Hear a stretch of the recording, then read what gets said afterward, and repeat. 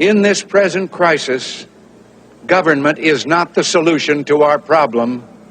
Government is the problem. It is time to reawaken this industrial giant, to get government back within its means, and to lighten our punitive tax burden. And these will be our first priorities, and on these principles there will be no compromise.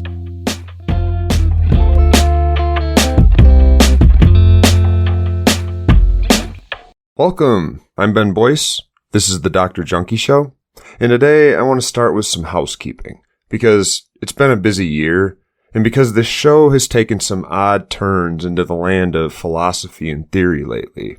As to the first, the limited episodes for the last year, thanks to those of you who have sent encouraging emails and thank yous from around the world. It's always weird to realize you're being listened to across the globe. And it's always weird that the issues that we're facing here in the United States are often a problem elsewhere as well. I've been busy. Prison college education is actually taking off right now with the reintroduction of Pell Grants to incarcerated people in the United States, and I've been teaching a lot with a couple different colleges inside prisons. Plus, as you've probably been noticing, I've been reading a lot and writing a little bit. Which leads me to point 2. The philosophical, theory-laden content of the show lately. What's up with that? Well, as I've said plenty of times, I'm a communication guy, so I've been keeping a close eye on the mediascape of the United States, and man, podcasts have exploded. This is good news and bad news, because it means you can find junk as easy as you can find good content. Like Kelsey's video vlog. That might not be the best place to get advice about the rash on your arm, but a YouTube video by a doctor who, say, treats skin rashes, or somebody who studies them, that might give you some insight into what's going on for free. And in this media pot of stew that we currently live in, there are some people who have showed up who are way better than I am at some things. They're way more qualified when it comes to talking about, say, drug neurology or biology. When talking about brains, bodies, adaptations, neurons, vitamins, stuff like that. The Huberman Lab, for example, is going to provide much more specific and accurate information about, say, the metabolic consequences of snorting cocaine for a week than I can. Anyway, I'm a communication doctor, not a medical doctor. And generally speaking, I've always tried to stay in my lane on this show, despite often needing to provide some sort of basic description about how certain drugs work. But as this podcast has evolved, I've started to feel like there's a more appropriate space for me to fill. One that, again, as many of you have noticed, is a bit more theory-packed and oriented on power than these shows that are about just how the body works, or just how biology works, or just history. I do, after all, literally want to abolish the war on drugs, not just convince a few people to change their mind about, say, their uncle snorting blow before Christmas morning. One more thing about the limited episodes of late. Here's the deal, and I've explained this before, so bear with me if you've heard it. It's just been a while. I think it's important for listeners to know, and it's relevant to today's topic, which I promise I'll get to in just a minute. I don't take sponsorships for this show. Even though I get frequent invites and sponsorship requests from both interested parties and from the podcast hosting website I use. That's part of why these episodes are sometimes infrequent. I don't do them for money, so I have to make sure that I pay the rent before I take the time to research and record one of these. But we also live in a neoliberal society where those with the power to control the media control the world, so to speak. Nowadays, believe it or not, 90% of what we read, watch, and listen to, it's all owned by just 6 corporations. And it shouldn't surprise any of us that they're all rich. They are, after all, corporations. So when, say, a story breaks that one of their sponsors or that one of their political people, that somebody's done something bad that they like, well, it also shouldn't surprise us that the billionaires who stand to lose money if stocks plummet or if their people lose political power, that they often soft pedal those stories or ignore them altogether. Noam Chomsky calls this the 5 filters of media. a metaphor I like because it reveals the way that a system designed like ours will always result in this sort of selection bias regarding which stories get covered and which get ignored. What stories are important today? Well, obviously the ones that don't make us look bad. The reason I don't run ads on this show is because it would weave me into that same system of information for profit whereby I'd be forced to conform to the censorship requirements of my sponsors. Hard pass, at least on this show. That's not why I'm here. I get it, it's just how things work, but fuck, it feels greasy, manipulative, and all the more because it's all natural in capitalism without the rails. Ooh, capitalism without guardrails. I like that as a simple definition of that term I used a minute ago, neoliberalism. And that's actually what I want to talk about today. Neoliberalism and its close cousin, oligarchy. Neoliberalism, like I just said, it's basically government working for big business. The way I like to think of it is the concept of liberalism, freedom from oversight, don't tread on me, pursuit of happiness, all that stuff. It's that philosophy, but not applied to individuals, but to corporations. Gross, right?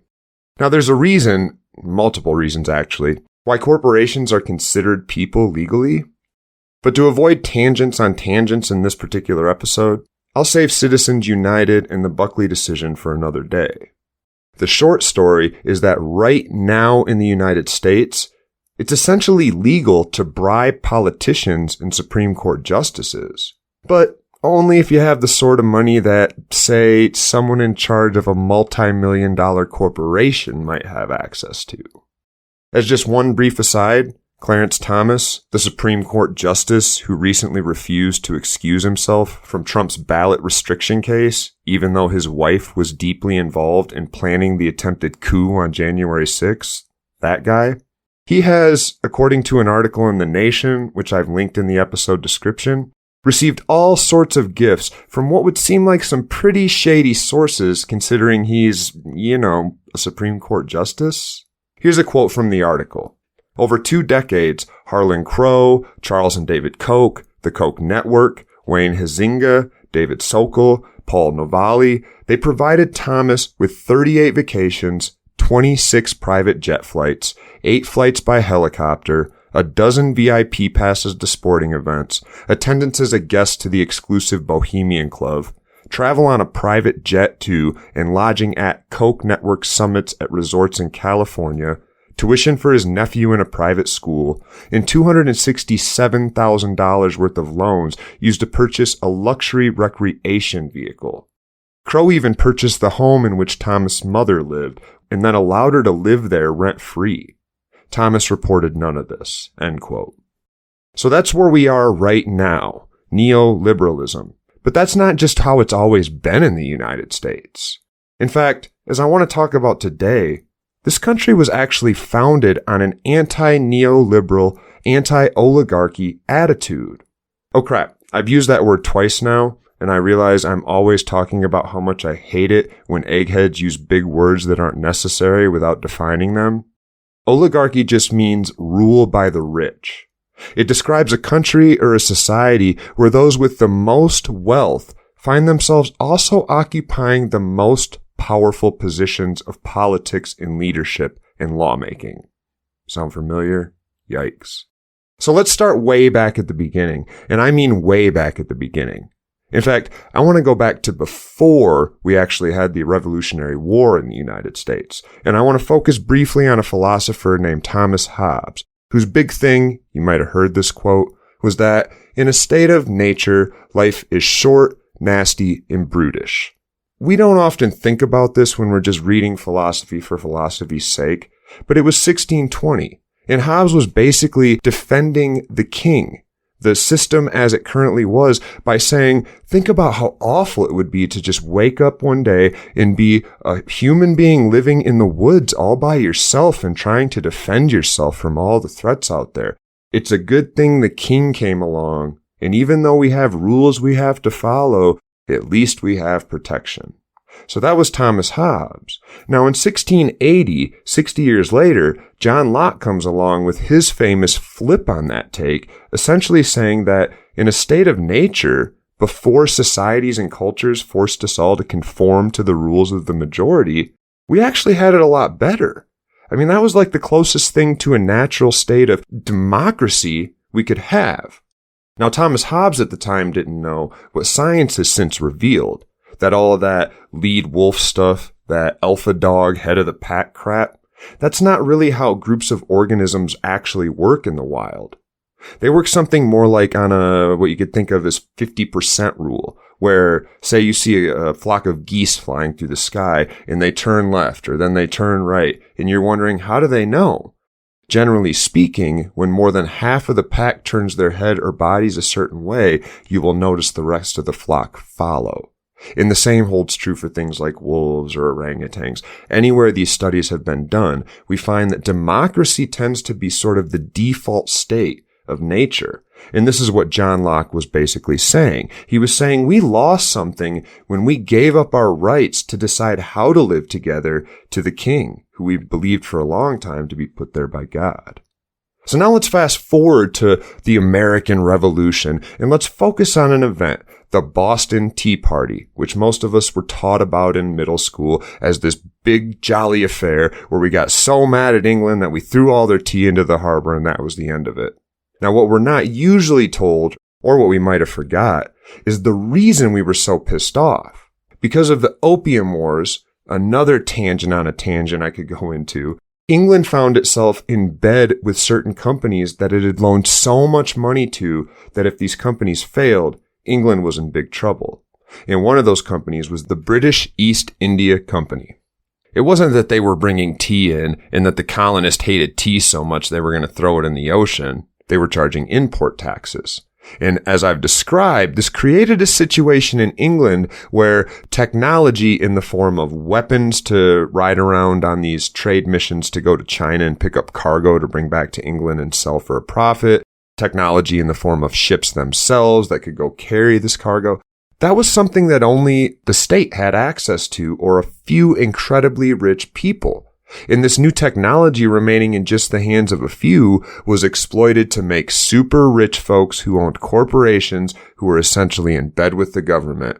And on the day of the Boston Tea Party, the colonists said, fuck that. That is not what this country is going to be about. We threw their tea into the harbor because of that, and we kicked off what is often thought of as the beginning of a revolutionary war, where the United States decided for the first of 3 times this is not going to be a country where big business gets to get in bed with the government and create all sorts of regulations that allows for super billionaires to show up at the expense of regular everyday workers. You're probably thinking, well, yeah, but wasn't slavery going on in the United States at the time? Yes, but it wasn't the industry we traditionally think of that it became shortly thereafter. And that's because without the cotton gin, which didn't show up till about 1793, one person could only clean the seeds out of something like a pound of cotton a day.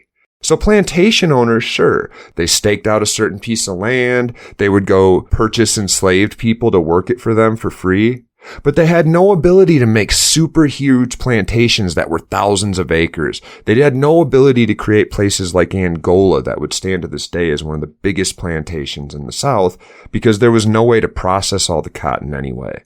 Now the cotton gin comes along and voila, suddenly a new technology shows up and it changes wealth distribution. And the people that can get a hold of it and utilize it the most, the quickest, well, they can monopolize it if they do it right. Now remember, in the United States, we've decided from the start we're not doing things that way here, except new technology sometimes lets people slip in the cracks and change things. And this is what happened from the end of the 1700s to the middle 1800s when the Civil War kicked off, is corporations started buying out small plantations, turning them into mega farms. The price of an enslaved person is just one example of how this became evident. Went from something like $200 to $300 to something like $1,200 because huge plantations were being stretched out and widened, and lots of bodies, and in this case free labor, was needed to turn this raw cotton into actually processed cotton that could be sold. So when the Civil War kicked off, it was absolutely about this institution of slavery and, more importantly, as I've talked about, all the laws that went with it that were essentially white supremacy, that gave all these rights and privileges to white folks by law that black folks didn't have.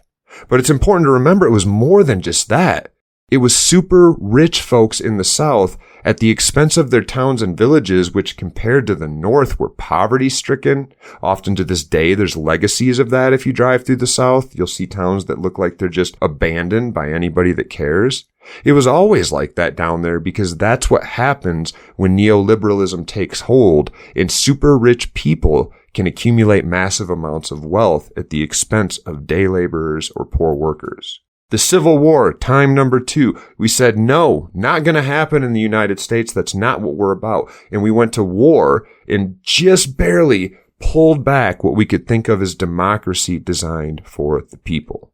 We got rid of this outbreak of neoliberalism and oligarchy, and we said, this has got to be a place where everyday people can, quote, pull themselves up by the bootstraps. Again, we've arrived at a point where many of you might be thinking, wait a second. The early 1900s, don't I remember some super billionaires arising around that time? The Rockefellers, the Carnegies, the Fords. When technology emerges and a few people can get a hold of different aspects and utilize it the quickest, they often find a space where they can recreate an oligarchical system. They can accumulate massive amounts of wealth really fast and then monopolize all the production before everybody else figures out their tricks. They can buy out the farmers. They can open Walmart stores and move to every town in the country and put the mom and pop shops out of business. Aha. And this is what neoliberalism causes. All those names I mentioned, you'll remember if you're any sort of history buff, that around the turn of the century, we had monopolies that were formed, massive monopolies with money that still persists to this day. But if you're a student of history, you also remember the collapse of the late 1920s. The Great Depression. This is often what happens with neoliberalism when it gets too big for its own britches. The top falls in, and of course the people that suffer the most are the poorest. And along comes Franklin D. Roosevelt, who institutes something called the New Deal, our third time when the United States said we're not going to do business this way. Monopoly laws are enforced, big corporations are broken up, and it remains that way all the way up until 1980. And it really worked. Is just one example of how strict the United States really was when it comes to breaking up monopolies. Brown Shoe Company in 1962, they made Buster Brown shoes. They wanted to buy out some of their competition and expand their shoe market, but the purchase would have left them controlling something like around 7% of the U.S. shoe market. And the United States government sued them and said, no, that is too close to a monopoly. Now, don't forget where I started this episode by reminding us, or informing those of us that didn't know, that 90% of the media you consume, where you learn about the world, where you see what's going on around you, where you find out what's important and what's not regarding what happened today, it comes from 6 corporations who all have personal financial interests in different topics, in different viewpoints of the public being perpetuated and others being changed or crushed out. As just one example, between 1946 and 1980, the bottom 50% of the United States saw their wealth increase by 129%, whereas the top 1% only saw their wealth increase by 58%. If we follow forward that same amount of time, 34 years, same as from 1946 to 1980, same as from after the New Deal to when Ronald Reagan took office, it isn't that the bottom half's income and wealth went up 129%. Oh no, not anymore. In the next 34 years, the bottom half of this country saw their wealth increase by 21%, whereas the top 1% of this country saw their wealth increase by 194%. I've linked these stats with some additional information about them also on the episode description if you're interested. But suffice to say, something changed in 1980, and we've now, starting in 1980 to today, moved back towards that place that we have fought off the 3 times it showed up in the United States, neoliberalism, and its cousin, oligarchy. Because as you can imagine, and as we've seen, when neoliberalism really takes hold, of course, oligarchy is what's next. I mean, if the CEOs want the government to work for them, why not just put a CEO or a billionaire in the president's chair, in congressional seats? Aha, that's what's happened. So in 1980, Ronald Reagan's elected on a platform of making America great again. No joke. Reagan's thing was always to figure out a way to have government help those who already had power, mainly the rich and the business-owning class. He preached this thing called trickle-down economics, which George Bush Sr. actually called voodoo economics in one of their early debates, even though he changed his tune completely later on and embraced many of the same policies. But the idea works like this. If you get more money this year, naturally you're going to give more of it to your employees. You're not going to take a larger paycheck and buy that new car you want or take your family on vacation. Oh no, not in America, where we basically base contentment on whatever new product we bought lately. What Reagan said is no. If we cut the top tax rate from 73%, which it was when Reagan took office, to just 28%, which he changed it to shortly thereafter, well, you'll save the richest folks in this country a load of money, but you'll also make sure that that money now has to come from somewhere else. And that's exactly what happened since Reagan's era. Now here we are again at the end of a long episode with tons of theory and history and all sorts of new terms woven in, and you're thinking, where are the drugs? Reagan's usually the person associated with the introduction or the increase in the war on drugs in the early 1980s. Just like Nixon is associated with a similar boom in the 1970s. And even though I've reminded us over and over that the war on drugs kicked off almost 100 years earlier than that, they both did boost it to an incredible level compared to what it was before. And they did that with neoliberal policies. Drugs were illegal, and we were going to have to hire new cops, and that would require some government funding. But think about where those cops are going to get things like training, guns, uniforms. Aha! Rich business owners are going to sell more of these materials. How about cars that they're going to drive, or the weapons that they're going to use? How about lawyers who are going to have to defend them along the way?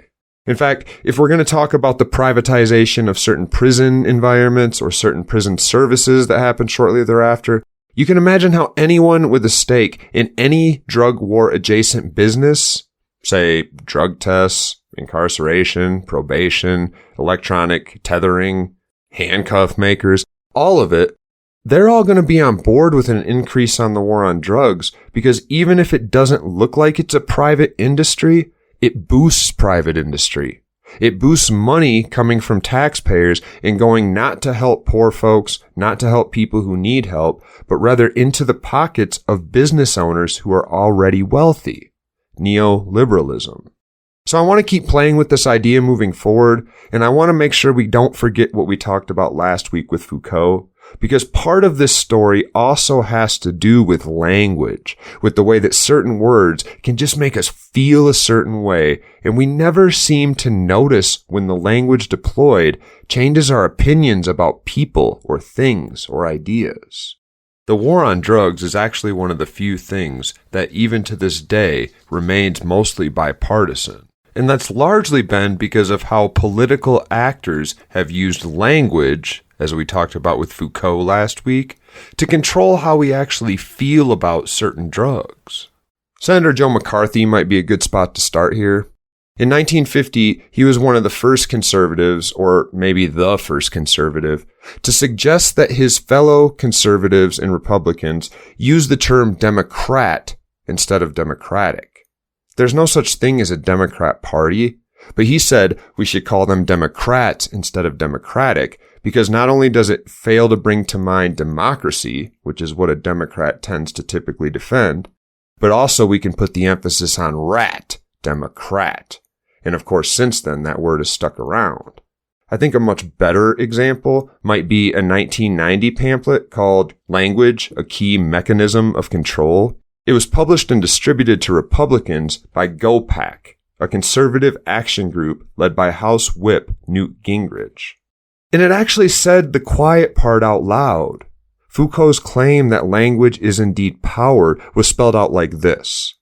Republican politicians and activists, Newt said, should use the following language when describing their causes and policies: common sense, freedom, peace, reform, courage, hard work, pioneer, rights, crusade, help, precious, strength, dream, liberty, pride, truth, duty. This list goes on, and again, I've linked it actually in the episode description if you want to read more.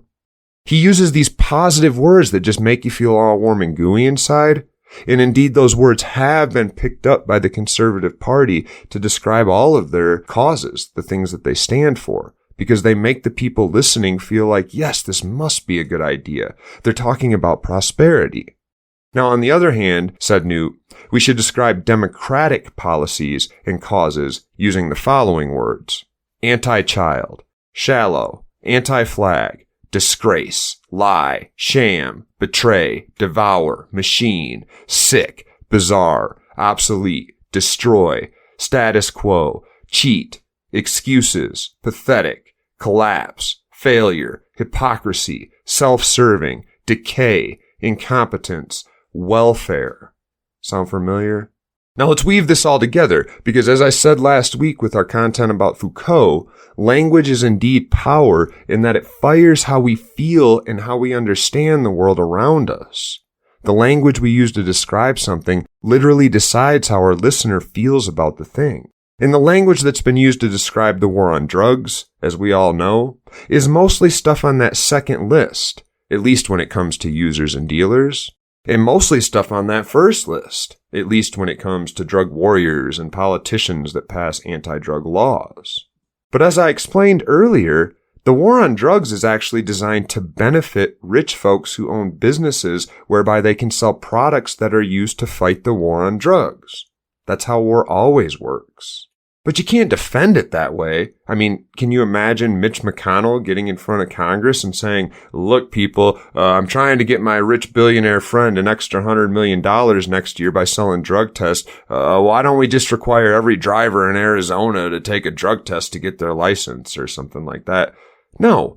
What we hear instead are lines like this, delivered by Jefferson Sessions, our Attorney General under Donald Trump. Colorado was one of the leading states that started the movement to suggest that marijuana is not dangerous. Good people don't smoke marijuana. Those weren't just random words. So I don't want to go too far with this idea today. I feel like I've given you a lot to chew on, but I want to pick this back up and keep adding to our theory about how our views on drugs work as we build a model that eventually will give us some ways to change the way people think about drugs and eventually to change policy. Thanks for listening. I hope you got something out of this episode. I'm Ben Boyce.